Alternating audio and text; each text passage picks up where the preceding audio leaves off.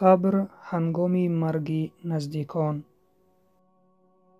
بسم الله الرحمن الرحیم. الحمد لله والصلاة والسلام على اشرف الانبیاء والمرسلین و من تبعهم باحسان الی یوم الدین.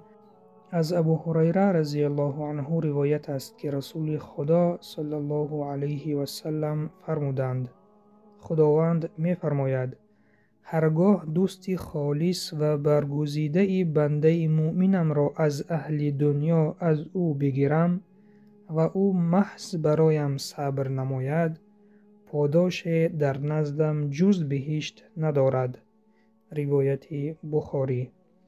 دوستان عزیز، این حدیث درباره صبر بر مصیبت است و این حدیث قدسی می باشد، چنانه که خداوند می گوید که هرگاه دوستی خالص و برگزیده بنده مؤمنم را از اهل دنیا از او بگیرم، یعنی آن شخصی که در این دنیا ما دوست می داریم، از همه بیشتر دوست می داریم، ممکن این پدر و مادر باشد، ممکن این فرزند باشد یا رو برادر باشد، کسی که نباشد، وقتی که خداوند می گوید که من آن را از او بگیرم و این شخص محض برایم صبر کند، یعنی صبری بر این مصیبت کند، پاداش در نزدم جز بهشت ندارد.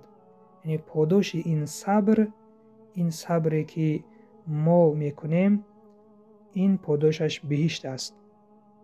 پس خوش به حال صابران که وقتی که نزدیکان خود را از دست داده صبر میکنند، ببینید پاداششان بهشت است. خداوند خودش وعده میدهد در این حدیث قدسی. و حدیث دیگر از انس رضی الله عنه روایت شده است که گفت: از رسول خدا صلی الله علیه و سلم شنیدم که فرمودند: خداوند عز و جل می فرماید هرگاه بنده ام را به فقدان دو حبیبش ابتلا کنم، یعنی نور دو چشمش را بگیرم و او صبر کند، در عوض آن دو به وی بهشت را ارزانی می دارم. روایت بخاری. دوستان عزیز، این حدیث نیز حدیث قدسی می باشد که خداوند می فرماید هرگاه بنده ام را به فقدان دو حبیبش ابتلا کنم. کلمه فقدان به معنای از دست دادن، گم کردن چیزی می باشد.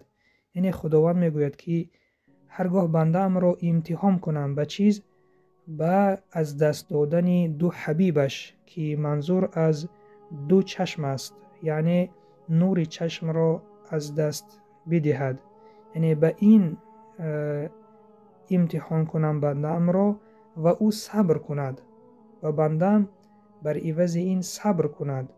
و در دوام خداوند می فرماید که در عوض آن دو، یعنی در عوض این دو چشمی که از او من گرفتم، نور چشم را از او گرفتم و او صبر کرد، به وی بهشت را ارزانی می دارم.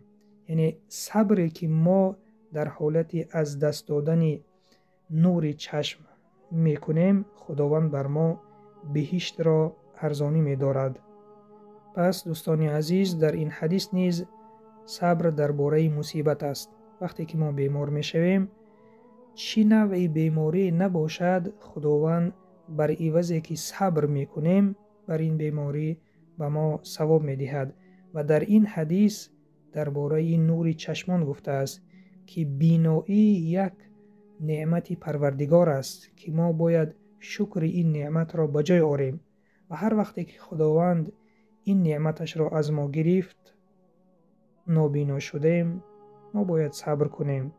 و ببینید وقتی که صبر کردیم، بر عوض این خداوند بر ما بهشت را نصیب می‌گرداند. پس دوستان عزیز، در همه مصیبت ها، چی از دست دادن نزدیکانمان و چی بیمار شدن و از دست دادن سلامتیمان، صبر جمیل را پیشه کنیم. سبحانك اللهم و بحمدک، نشهد ان لا اله الا انت، نستغفرک و نتوب الیک. السلام علیکم و رحمت الله و برکاته.